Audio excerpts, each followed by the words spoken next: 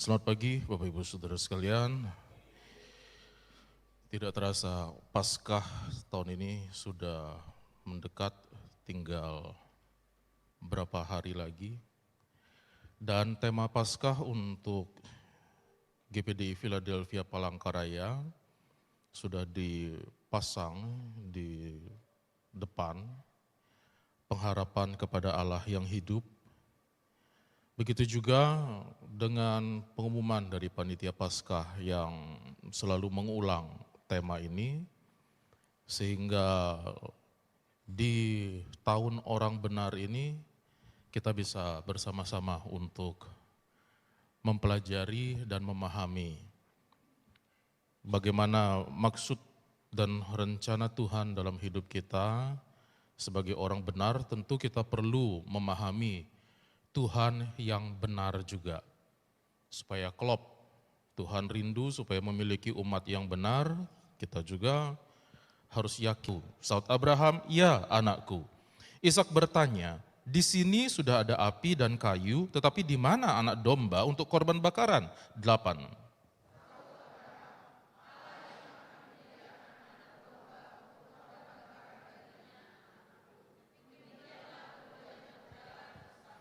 Kemudian mereka sampai ke tempat yang diberitahukan Allah kepadanya. Abraham mendirikan mezbah di sana, menyusun kayu, mengikat Ishak anaknya, dan meletakkannya di mezbah itu di atas kayu api. 10.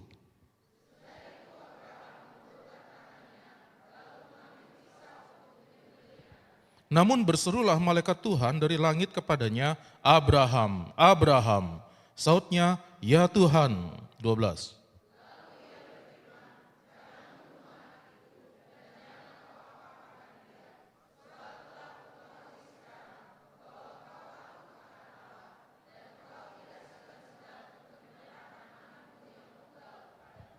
Lalu Abraham menoleh dan melihat seekor domba jantan di belakangnya, yang tanduknya tersangkut dalam belukar.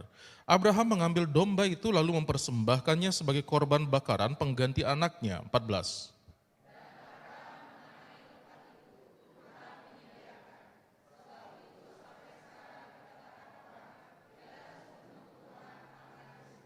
Untuk kedua kalinya malaikat Tuhan berseru dari langit kepada Abraham. 16.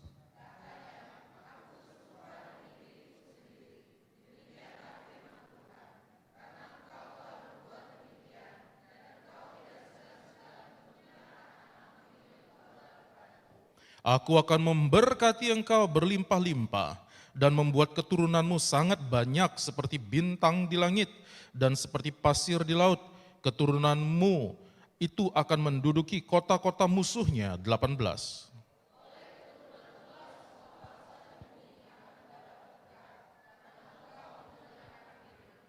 Ini adalah kisah yang sangat terkenal yang sudah sering mungkin saudara-saudara dengar.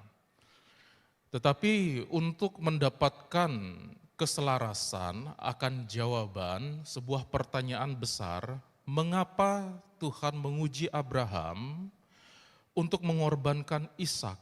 Ini kita belum seragam memahaminya. Bagi kebanyakan orang hanya melihat itu Tuhan sedang menguji apakah Abraham taat kepada Tuhan.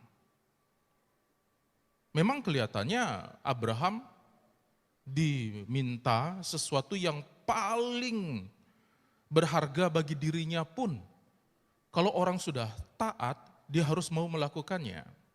Nah pertanyaannya adalah apakah Tuhan menuntut ketaatan seperti itu dari umatnya? Misalnya saudara bisa bilang, aku mau taat kepada Tuhan. Kalau Tuhan suruh terjun ke jurang, aku mau terjun ke jurang. Kalau Tuhan suruh kamu melakukan apa saja mau, aku taat kepada Tuhan. Demi Tuhan aku mau. Kalau kamu mau mengikatkan dirimu pakai bom misalnya di badanmu dan kamu datang ke sebuah tempat ibadah demi Tuhan, maukah kamu seperti itu? Saudara mau? Saudara harus taat sama Tuhan karena ini perintah Tuhan. Dan Tuhan sudah menyediakan bidadari bagi saudara. Kalau saudara meledak, ada tempat yang indah bagi saudara. Itu Tuhan, saudara-saudara. Ada banyak orang yang sudah melakukan itu. Bahkan sudah berkembang, bukan hanya dirinya yang dibawa, anak dan istrinya juga bisa ikut, saudara-saudara, demi mendapatkan kemuliaan dari Tuhan itu. Nah, apakah Tuhannya Abraham itu Tuhan yang seperti itu? Di mana Tuhan menginginkan umatnya, Abraham, ya, yang mewakili umatnya, harus memiliki ketaatan sepenuh-penuhnya kepada Tuhan. Pokoknya seperti kerbau yang dicucuk hidungnya, pokoknya harus mau. Tuhan mau minta apa, harus kasih. Tuhan senang dengan itu. Apakah itu maksud Tuhan? Supaya umatnya taat, setaat-taatnya seperti itu. Ini yang perlu saudara-saudara pegang baik-baik. Kenapa ini akan menjadi contoh bagi kita untuk mengawali? Supaya saudara-saudara paham, firman Tuhan itu tidak bertabrakan, tidak campur aduk. Mari coba saudara perhatikan dalam Yeremia pasal 7 ayat 31. Coba saudara baca sama-sama, 2, 3. Mereka telah mendirikan bukit pengorbanan yang bernama Tofet di lembah Bet Hinom untuk membakar anak-anaknya lelaki dan perempuan. Satu hal yang tidak pernah kuperintahkan dan yang tidak pernah timbul dalam hatiku. Siapa yang ngomong itu, saudara-saudara? Tuhan kepada Nabi Yeremia. Tuhan tidak pernah memikirkan, tidak pernah memerintahkan. Mikir aja enggak, timbul dalam hati enggak, apalagi memerintahkan. Supaya orang atau umat membakar anaknya sebagai korban. Loh. Tapi Tuhan bagaimana dengan Abraham tadi? Kan Tuhan memerintahkan. Tuhan minta supaya Ishak dikorbankan. Kok Tuhan mencampur adukkan? Tuhan ini gimana sih? Tuhan ini pelin-pelan. Apakah Tuhan kita Tuhan yang bingung? Enggak ngerti apa-apa. Lembah Ben Hinom itu ada di lembah. Sedangkan Ishak tadi disuruh dibawa ke Bukit Moria. Tempat ini sekarang kalau saudara pernah ke Israel, Bukit Moria itu dulu tempat bait Allah. Tepat mesbah di mana Ishak terbaring di situ, disitulah ruang Maha Kudus, tempat bait Allah yang dibangun oleh Salomo. Itu menjadi tempat yang disucikan oleh 3 agama besar di dunia, Yahudi, Kristen. Kemudian setelah bait Allah dihancurkan dan di dunia modern saat ini, di sana berdiri masjid, saudara-saudara. Kenapa tempat itu suci? Karena dipercaya di situ tempat Ishak dikorbankan. Abraham benar-benar ingin menunjukkan, kalau dalam versi orang biasa dibilang ketaatan penuh kepada Tuhan. Padahal sebetulnya bukan itu. Sedangkan di bawah, di lembah, kalau saudara lihat struktur dari Yerusalem, ada lembah. Di luar dari tembok Yerusalem itu, saudara-saudara, di luar dari tembok di sebelah dari bait Allah, ada tembok. Di sana, di luarnya itu ada lembah di bawah. Itu Bet Hinom. Dalam masa kerajaan, raja-raja Israel dan raja-raja Yehuda mempersembahkan anaknya di lembah itu. Jadi berhadapan dengan bait Allah. Ini menunjukkan kemurtadan yang besar yang membuat Allah marah. Di mana Tuhan tidak pernah memerintahkan hal itu. Makanya tegas dia mengatakan dalam 2 Raja-Raja pasal 23 ayat 10. Ia menajiskan juga Tofet yang ada di lembah Bet Hinom supaya jangan orang mempersembahkan anak-anaknya sebagai korban dalam api untuk dewa Molok. Jadi dicatat sejarah raja-raja. Ada yang membuat mezbah, ada yang menghancurkan mezbah itu. Yang menghancurkan mezbah itu harus menghancurkan juga mezbah, patung-patung penyembahan untuk menyembah dewa Molok di Tofet di Bet Hinnom. Penyembahannya itu mempersembahkan anak. Dulu raja-raja Israel banyak melakukan itu. Padahal jauh sebelumnya Tuhan sudah berfirman dalam Imamat 18 ayat 21. Janganlah kau serahkan seorang dari anak-anakmu untuk dipersembahkan kepada Molok. Supaya jangan engkau melanggar kekudusan nama Allahmu. Akulah Tuhan. Jadi dari sini kita bisa melihat dalam posisi Abraham yang masih hidup di zaman jahiliyah pada waktu itu, yang belum ada Alkitab seperti ini, yang Abraham belum tahu bagaimana sebetulnya ibadah, bagaimana sebetulnya Tuhan, bagaimana siapa Dia. Dan orang berusaha untuk mengenal Tuhan, Tuhan harus berusaha untuk menunjukkan dirinya kepada Abraham, di mana dia mau memperkenalkan dirinya sebagai Tuhan yang berbeda dari Tuhan-Tuhan yang lain. Jadi ini bukan masalah di Abraham, ini bagaimana Abraham harus mengerti tentang Tuhan yang sebenarnya. Itulah sebabnya Tuhan menguji Abraham dengan meminta Ishak. Bagi Abraham memang dia percaya pasti ada sesuatu yang baik, pasti Tuhan akan melakukan yang baik. Buktinya tadi dia bilang kepada bujangnya, kami akan kembali, kami akan beribadah kepada Allah. Ketika Ishak bertanya, di mana dombanya Bapa? Tuhan akan menyediakan. Walaupun hatinya terus berdebar-debar, sampai detik terakhir pun dia sudah siap untuk mengorbankan Ishak. Dia sudah siap untuk menusuk Ishak dan membakarnya. Karena dia pikir, siapa tahu Tuhan ini juga seperti Tuhan yang lain yang aku lihat dalam penyembahan-penyembahan yang lain. Bakar anak. Kalau memang harus seperti ini, ya sudah. Ini kuberikan kepada dia. Tapi aku percaya Tuhanku agak berbeda. Kalau Tuhan lain anaknya mati, Tuhan mampu menghidupkan anakku yang ini. Abraham mencoba untuk menarik kepercayaannya itu dan untuk memahami Tuhannya itu lebih dari bangsa-bangsa yang lain. Tetapi dalam bayangan Abraham, pasti Tuhan akan melakukan sesuatu. Dia belum tahu apa yang Tuhan lakukan. Jadi disinilah yang kita akan pelajari Bapak Ibu Saudara sekalian. Untuk memahami di masa raya Paskah nanti ini, bahwa kita memiliki Tuhan yang berbeda dari Tuhan-Tuhan yang lain. Yesus memberikan penjelasan dalam Yohanes 10 ayat 10, pencuri datang hanya untuk mencuri dan membunuh dan membinasakan. Aku datang supaya mereka mempunyai hidup dan mempunyainya dalam segala kelimpahan. Ada perbedaan yang sangat jelas antara Tuhan yang benar-benar Tuhan dengan Tuhan yang lain. Yang iblis menyamar sebagai Tuhan-Tuhan itu menyesatkan umat manusia.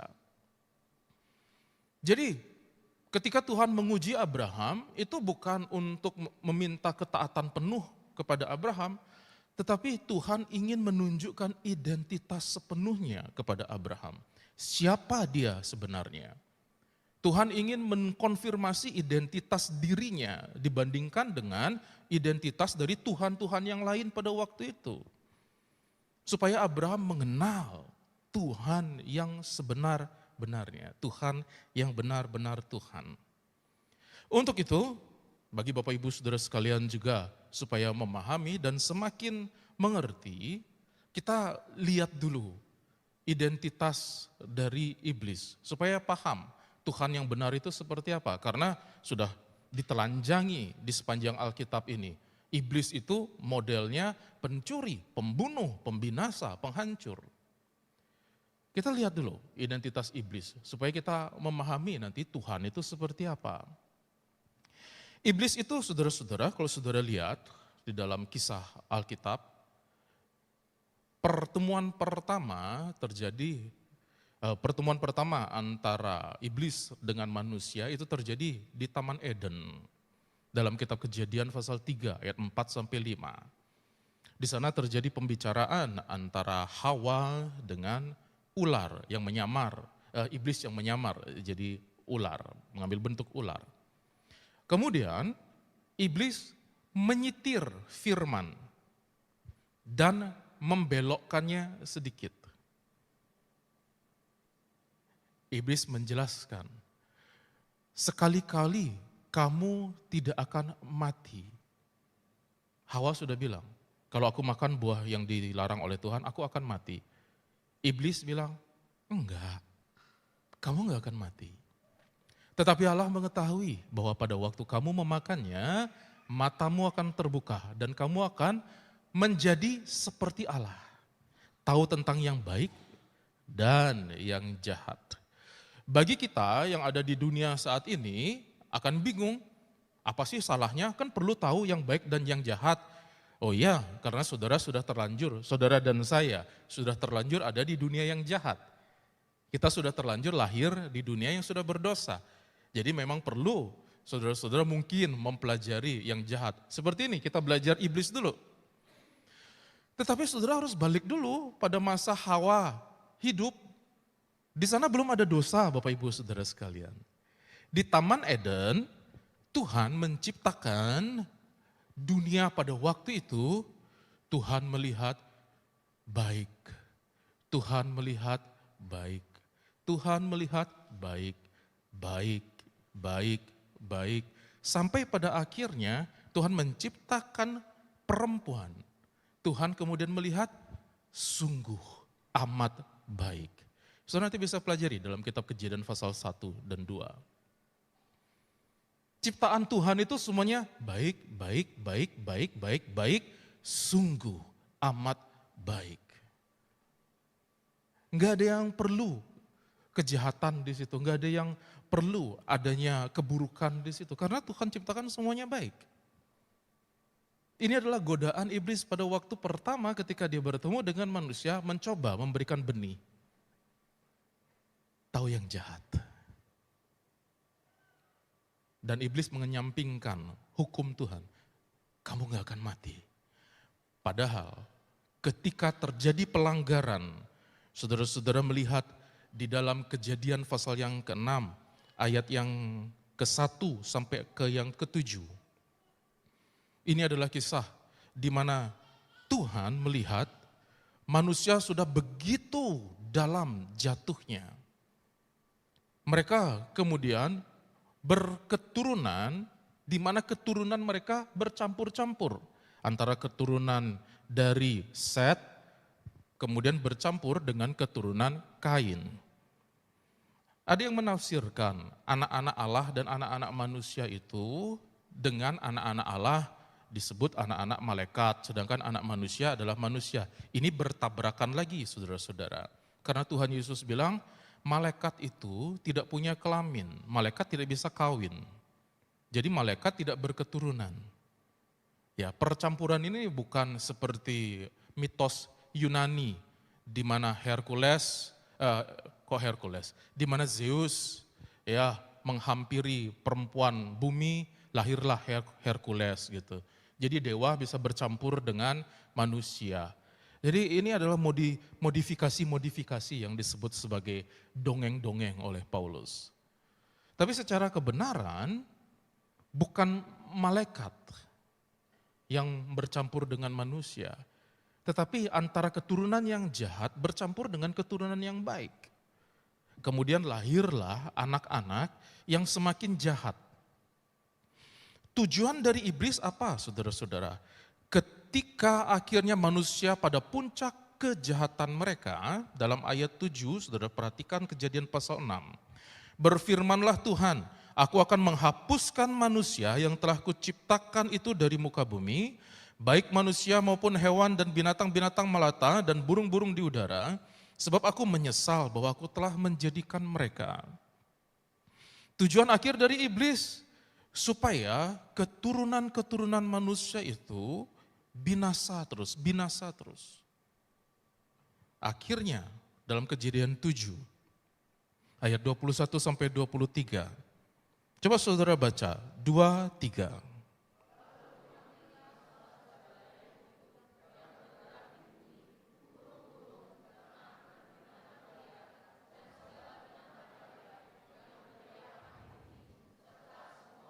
22, terus.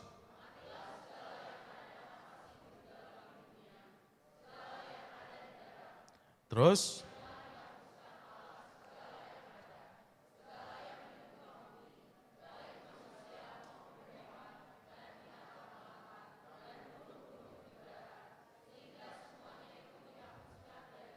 Terus.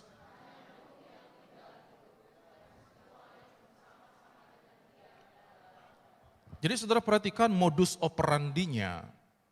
Iblis berusaha untuk menghancurkan keturunan manusia, keturunan manusia.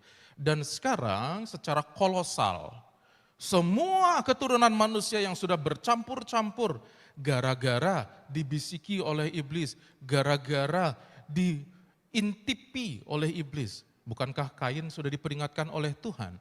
Dosa sudah mengintip. Kain membunuh adiknya, tapi kemudian dia berketurunan. Itu bercampur dengan keturunan Set. Kacau balau keturunan jadinya. Tapi syukur kepada Tuhan. Rencana Allah tidak pernah gagal, ada satu keluarga. Nuh selamat, dia ada di dalam bahtera. Jadi Bapak Ibu Saudara sekalian lihat modus operandi iblis, dia selalu berusaha untuk menghancurkan manusia. Dan caranya menghancurkan keturunan-keturunannya. Coba kita lihat lagi dalam Keluaran 1 ayat 22. Saudara akan melihat modus operandinya kalau saya terus mengulangi beberapa ayat nanti. Dalam Keluaran 1 ayat 22, baca sama-sama. 2, 3. Stop dulu, belum semua. Tidak usah memperhatikan Bapak Cendi sedang mengejar-ngejar anaknya. Perhatikan layar di depan, semua membaca Keluaran pasal 1 ayat 22. 2, 3.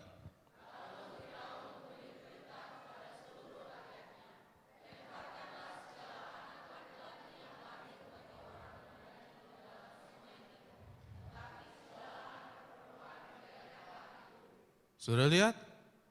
Beratus-ratus tahun kemudian cara kuno itu terus dipakai.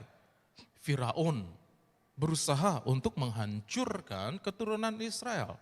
Berikutnya lagi, coba saudara lihat polanya dalam 2 Raja-Raja pasal 6 ayat 26 sampai 29. Kita baca ayat 28 sampai 29 saja. 2, 3.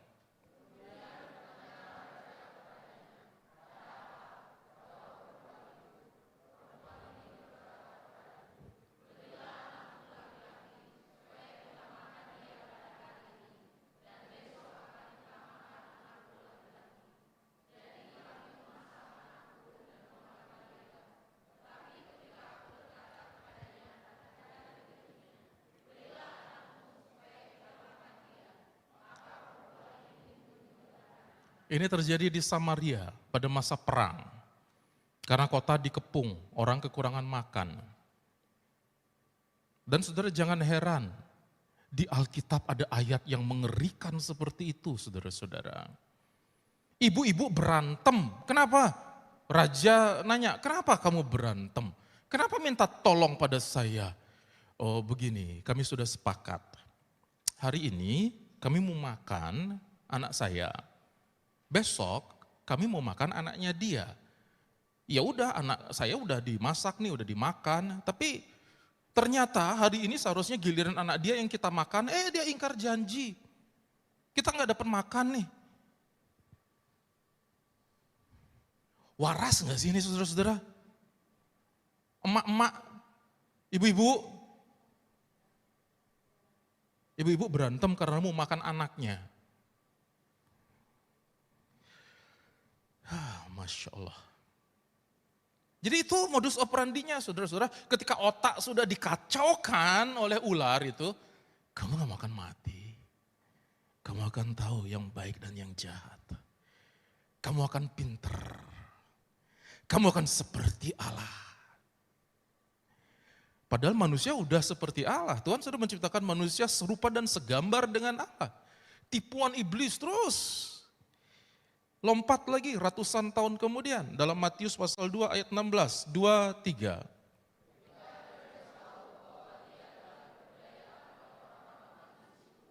Modus operandinya apa? Lalu ya, terus?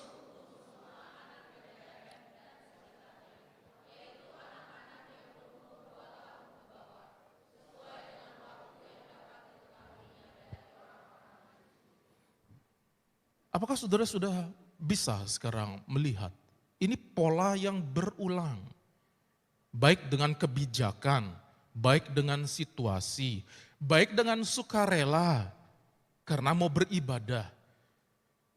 Bukan masalah kebijakannya, bukan politik, bukan masalah ibadahnya, tetapi inti dari maksud iblis menghancurkan manusia.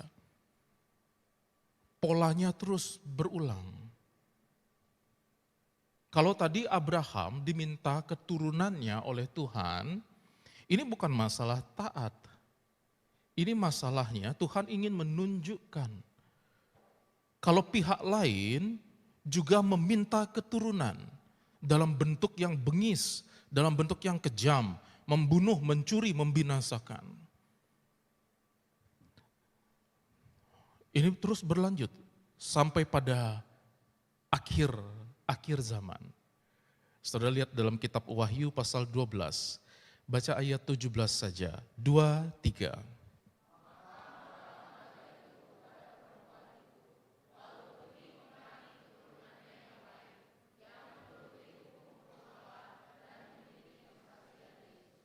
Nanti saudara akan bisa melihat di dalam pelajaran tentang kitab Wahyu. Ada naga yang melambangkan iblis, mengejar perempuan. Tapi perempuan diselamatkan, dia disingkirkan ke padang gurun, kemudian keturunannya, anaknya diselamatkan juga, dibawa kepada Allah. Tapi ada keturunan yang lain, yang dikejar oleh naga itu. Dan modus operandinya sama. Untuk apa? Terus untuk memerangi keturunan dari perempuan itu. Jadi iblis itu tertarik sekali dengan anak-anak. Iblis itu tertarik sekali dengan melihat keturunan. Ya. Jadi jangan lupa saudara-saudara, kita start dari Tuhan meminta keturunannya Abraham. Dan Tuhan ingin menunjukkan dia itu beda dengan Tuhan yang lain. Kalau pihak yang lain, dia minta untuk membinasakan. Sehingga dalam Yeremia pasal 32, saya akan membacakan bagi saudara. Atau mungkin kita bisa baca bergantian.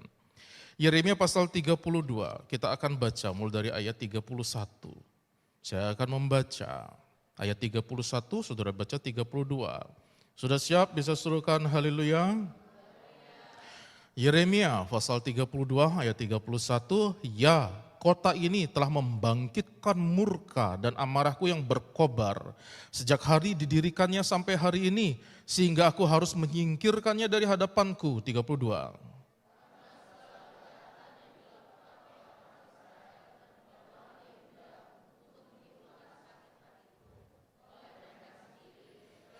Raja-raja, pemuka mereka, imam-imam, nabi, terus orang Yehuda, penduduk Yerusalem. Semua kalangan, 33 saya baca. Mereka membelakangi aku dan tidak memalingkan mukanya kepadaku. Sekalipun aku menghajar mereka terus menerus, mereka tidak mau mendengarkan atau menghiraukan hajaran. 34.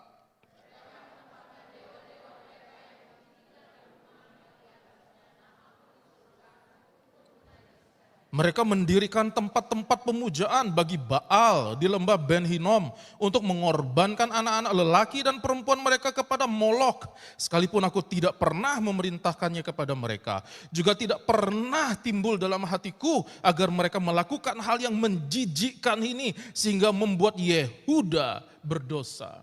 Israel dan Yehuda akhirnya berdosa karena memberi anaknya kepada Baal, kepada Molok.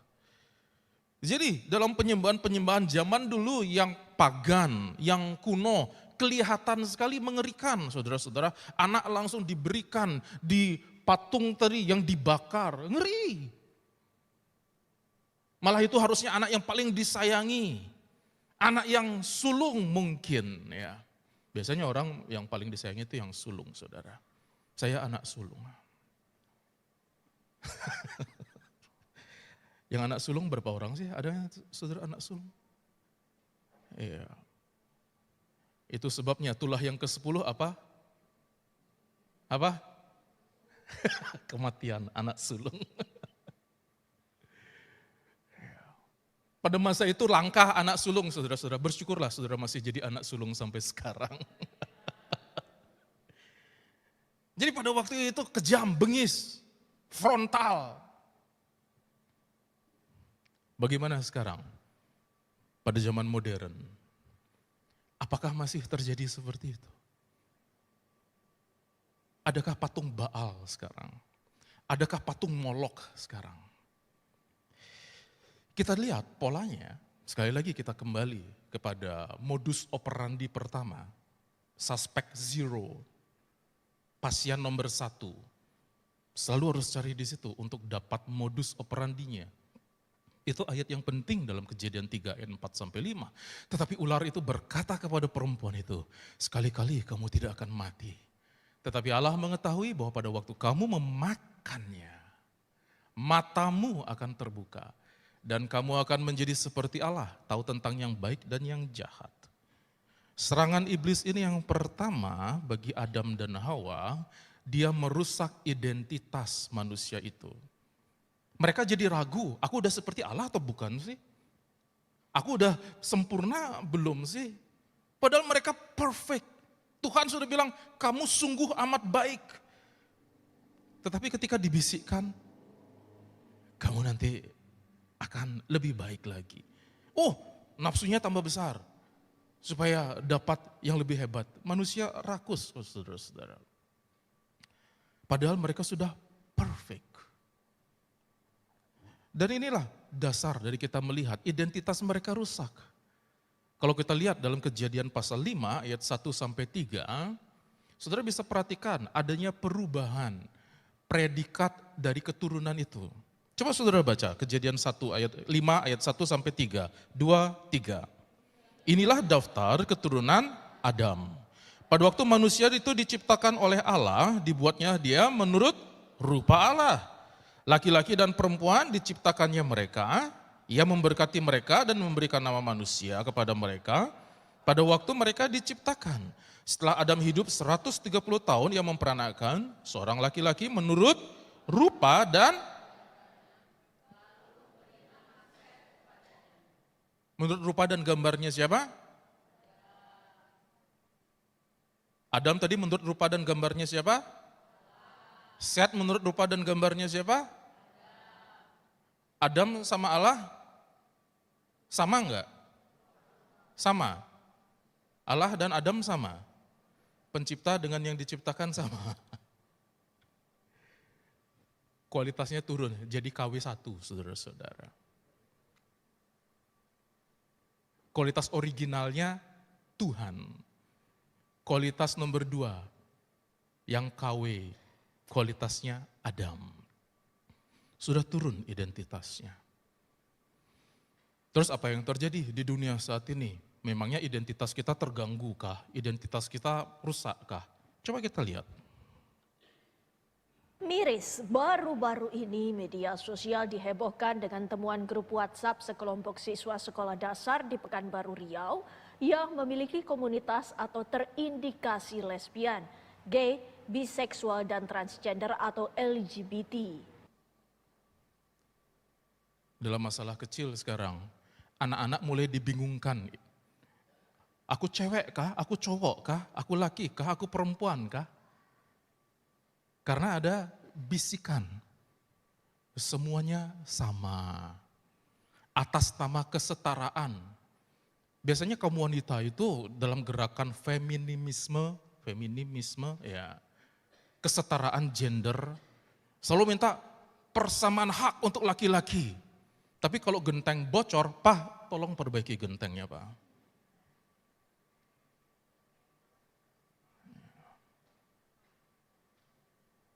Kalau gaji harus sama dengan laki-laki. Bukannya merendahkan antara wanita dengan laki-laki, bukan. Tetapi identitas harus jelas, laki dengan perempuan, saudara-saudara. Tidak pernah ada gender netral di dalam Alkitab. Tapi sekarang dunia bikin begitu. Ada sekolah-sekolah yang sekarang jadi viral. Syukur bukan di Indonesia, di luar. Viral hanya gara-gara menyediakan toilet netral. Jadi laki perempuan boleh di situ, tambah satu lagi, ada jenis kelamin satu lagi yang di tengah-tengah, ACDC gitu, kiri kanan oke katanya. Dan ini sudah dihembuskan di mana? Kalau orang dewasa gampang menolak. Ini dihembuskan di mana? Di film kartun. Dari konten-konten di TikTok, di YouTube, di hal-hal yang sederhana. Jadi anak-anak sudah dirusak kepalanya supaya mereka bingung antara lelaki dengan perempuan. Tujuan akhirnya apa? Kalau terjadi homoseksualitas, lesbianisme, kan nggak bisa ada keturunan, saudara-saudara. Laki dengan laki nggak bisa punya anak. Perempuan dengan perempuan nggak bisa punya anak. Kan binasa.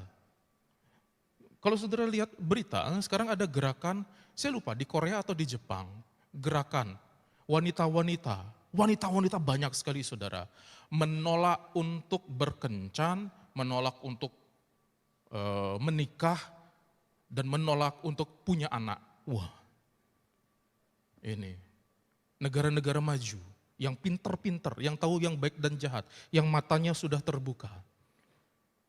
Perempuan-perempuannya sudah menolak punya keturunan. Ada banyak negara sekarang sudah kehabisan stok anak-anak. Serangan yang kedua, karakter. Dari identitasnya sudah dirusak, karakternya kemudian dirusak. Dalam Kejadian 3 ayat 11-12, coba saudara baca, 2, 3.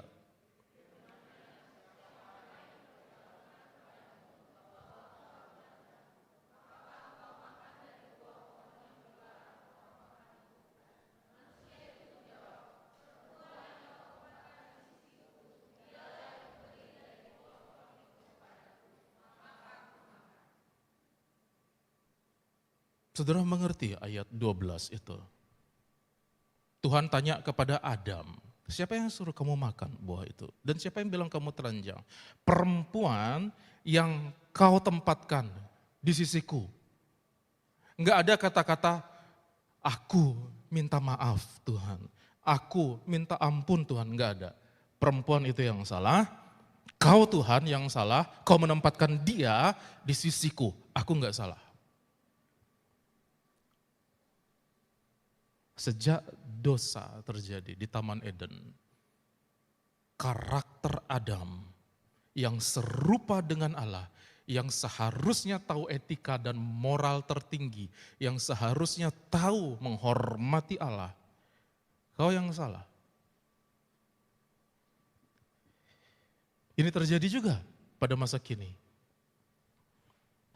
Badan Nasional Penanggulangan Terorisme BNPT bersama dengan Densus 88 Anti Teror mengungkap perekrutan anak-anak dan pelajar yang masuk dalam jaringan teroris dengan menggunakan media sosial dan game online hingga layanan pesan instan pada saat menjalankan aksinya. Dari pengungkapan itu 5 orang berhasil ditangkap, 2 diantaranya sebagai perekrut anak-anak calon teroris. Dan bukan hanya merekrut, dipraktekkan juga saudara-saudara. Kelapa Gading, Jakarta Utara mengguncang publik setelah diduga dilakukan oleh siswa sekolah sendiri.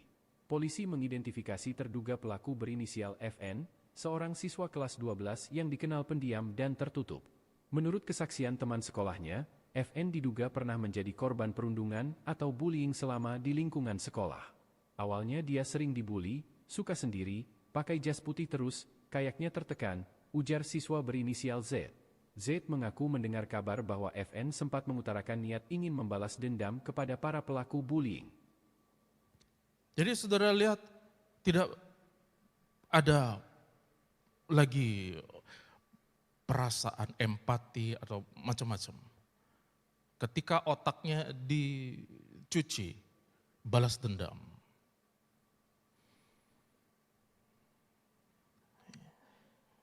Yang dirusak lagi oleh iblis, ketika dia bicara dengan Hawa, hubungan. Saudara lihat dalam Kejadian 3 ayat 9 sampai 10. Saudara baca 2, 3.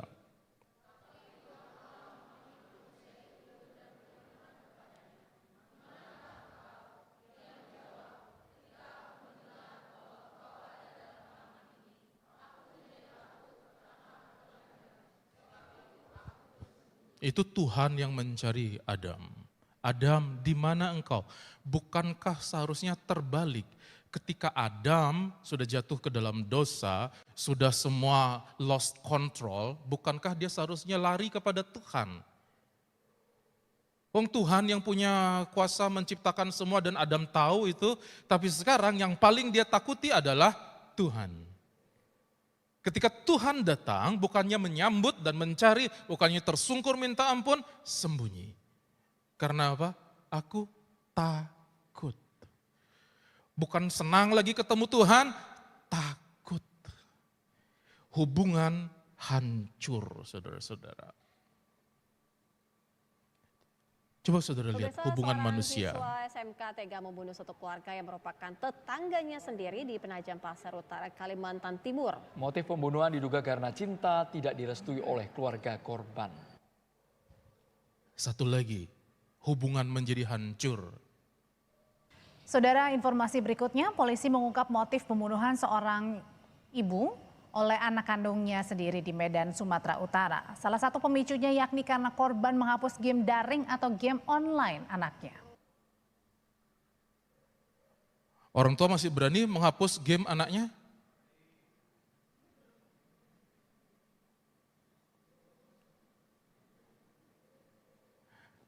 Saudara dengar baik-baik. Di dalam keluarga, papa dan mama yang jadi bos, bukan anak, saudara-saudara. Anak itu baru lahir, mereka nggak tahu apa-apa tentang dunia. Bukan mereka yang menyetir keluarga, papa yang setir keluarga, mama yang mendampingi jadi co-pilotnya. Anak-anak ikut saja mau kemana itu keluarga. Bukan anak yang nyetir, bukan anak yang, ini anak nggak mau ke gereja jadi kami nggak ke gereja. Bukan anak yang nyetir. Papa mama yang nyetir. Ini anak nggak bisa ditahan handphonenya, harus terus main. Papa mama yang nyetir. Di gereja stop main handphone. Ban. Nggak boleh main handphone. Tapi nggak usah banyak ngomong. Saudara ambil tongkat, rotan. Rotan pantatnya, saudara-saudara. Boleh. Jangan menginginkan kematiannya. Pak saja, supaya ada kenang-kenangan di situ. Supaya dia tahu, saudara bosnya. Karena kalau sudah terlanjur pohonnya besar, dia akan makan tanaman. Kalau tidak dipelihara dengan baik dan tidak dididik dengan baik. Itu terjadi, saudara-saudara. Sekarang anak yang malah lebih galak sama orang tuanya. Bahkan tadi saudara lihat, anak masih kecil, bunuh mamanya. Ini hubungan jadi kacau. Dan yang terakhir, mati. Tuhan memberi hidup kepada Adam dan Hawa, tetapi iblis mau merampas kehidupan itu.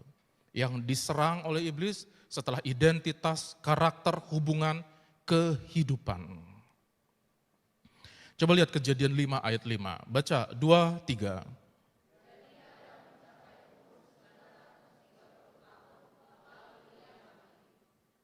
Jangan saudara terkesan dengan umur 930 tahun. Karena ketika Tuhan menciptakan Adam dan Hawa, Tuhan tidak pernah punya rencana seberapa umur Adam. Enggak ada. Enggak ada batasnya. Jadi dibandingkan dengan unlimited, dengan 930 tahun, itu kecil sekali. Mungkin saudara sekarang yang umur 70-an, 80-an ya, udah mikir karena dapat ayat-ayat itu dari Musa. Tapi pada awalnya tidak ada kematian. Kekal pada awalnya, abadi. Jadi kalau dibatasi, mati. Itu cara iblis, saudara-saudara. Dan saudara lihat, seorang siswa kelas 4 sekolah dasar di Kabupaten Ngada, Nusa Tenggara Timur, YBS, diduga bunuh diri karena tak mampu membeli buku dan pena. Ia putus asa dengan keadaan yang dialaminya. Sebab saat meminta uang untuk membeli buku dan pena seharga kurang dari 10.000, ibunya menjawab tidak memiliki uang. Itu mungkin saudara sudah sering dengar itu, sudah viral itu. Ada penelitian juga kemudian Seorang terjadi. wanita sekaligus selebgram ditemukan tewas gantung diri di kamar mandi rumahnya di Jakarta Selatan. Aksi itu bahkan disiarkan melalui media sosial. Sejumlah insiden tersebut ditegaskan oleh data Polri yang menyebut sepanjang 2023, sebanyak 1.226 orang di Indonesia bunuh diri. Bila di rata-rata setidaknya 3 orang melakukan aksi bunuh diri setiap hari. Angka yang sangat mencemaskan. Rentetan tragedi tersebut menjadi duka sekaligus refleksi. Ada apa dengan masyarakat kita belakangan ini?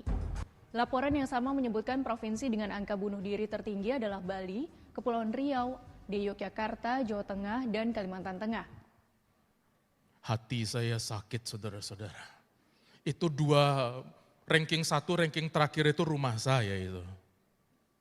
Bali dan Kalimantan Tengah, tempat-tempat yang saya cintai, keluarga saya di Sydney dan di Bali juga.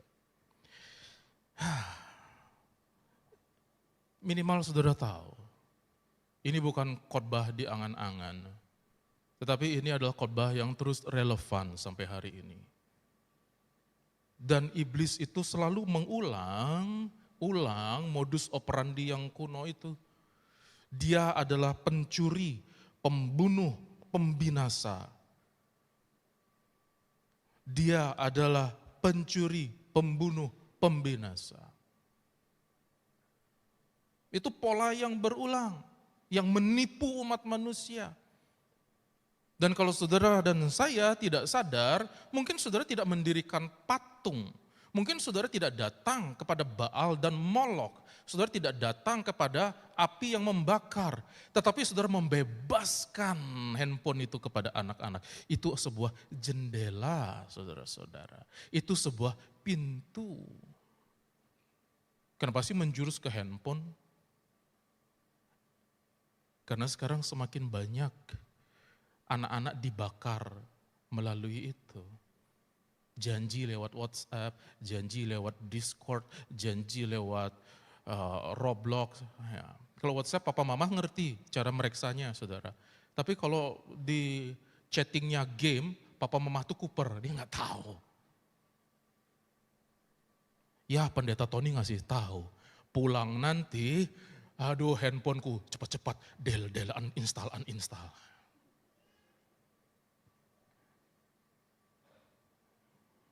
Harus dibongkar kerja iblis untuk menyelamatkan nyawa saudara-saudara. Itu sebabnya saudara-saudara, mengapa Tuhan menguji Abraham untuk mengorbankan Ishak? Bukan Tuhan mau Ishak, bukan. Tuhan bukan mau membinasakan Ishak, bukan. Sekarang kita akan lihat konfirmasi identitas Tuhan. Saudara lihat polanya, dalam Kejadian pasal 1 ayat 28. Tuhan memberkati mereka.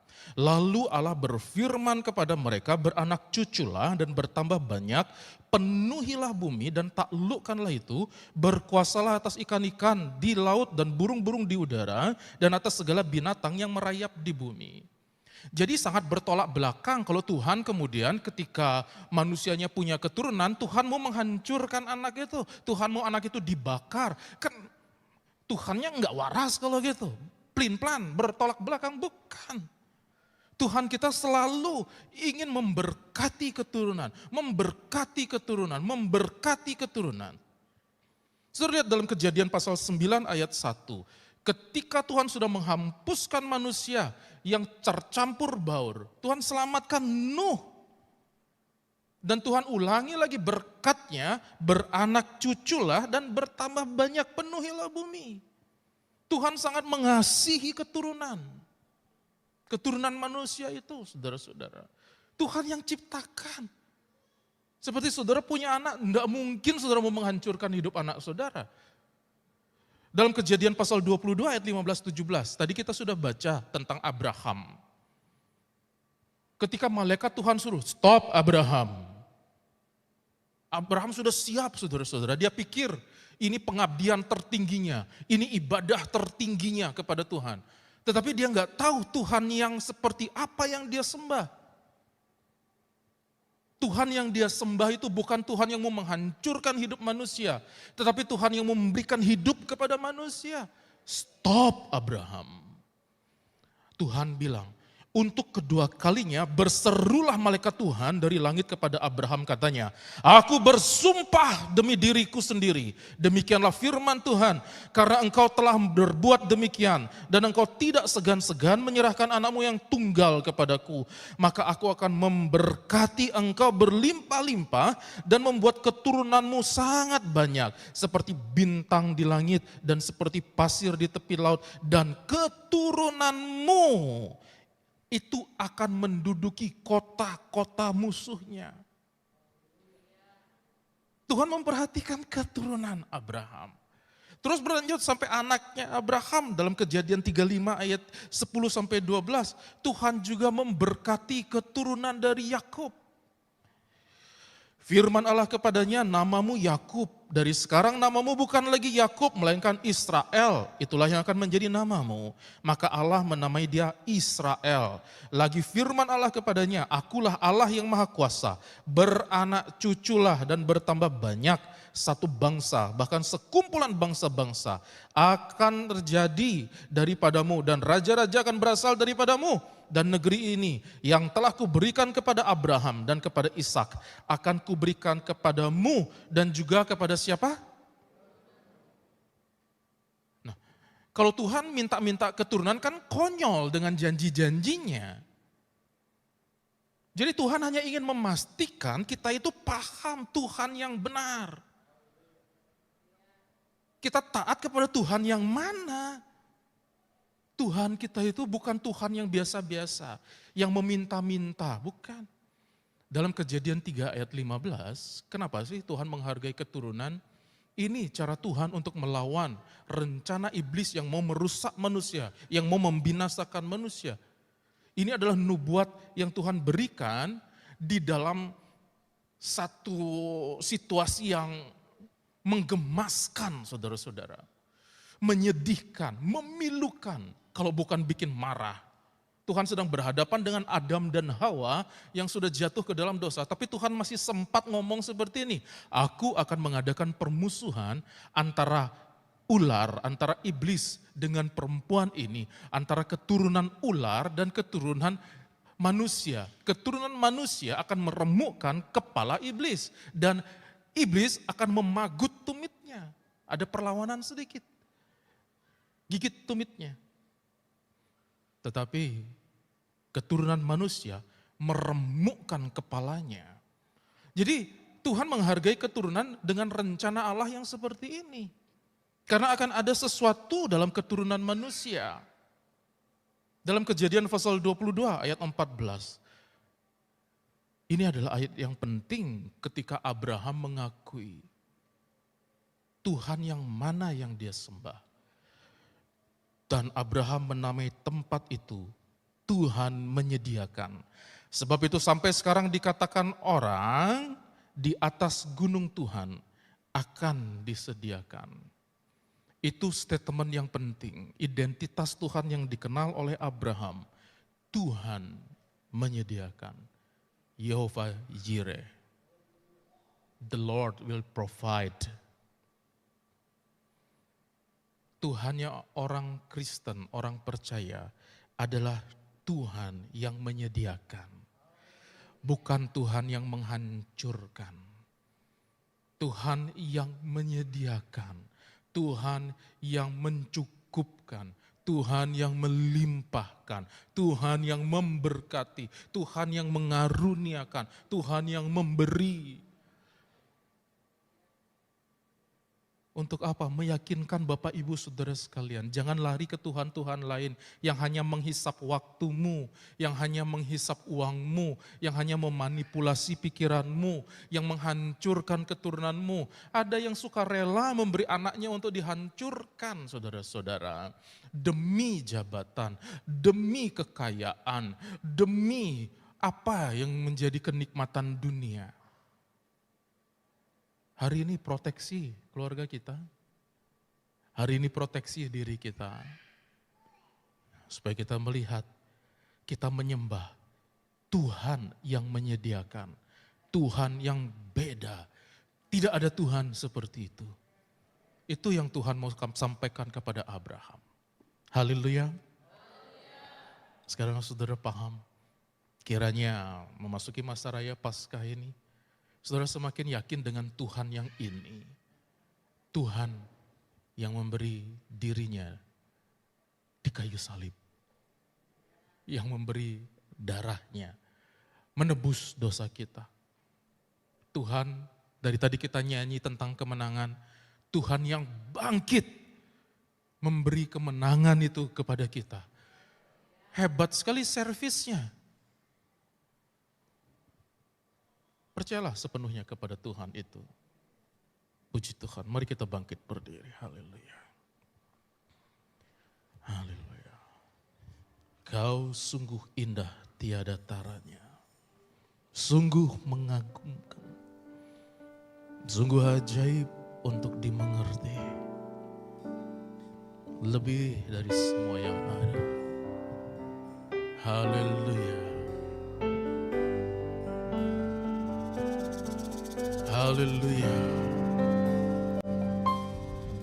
Kau sungguh indah tiada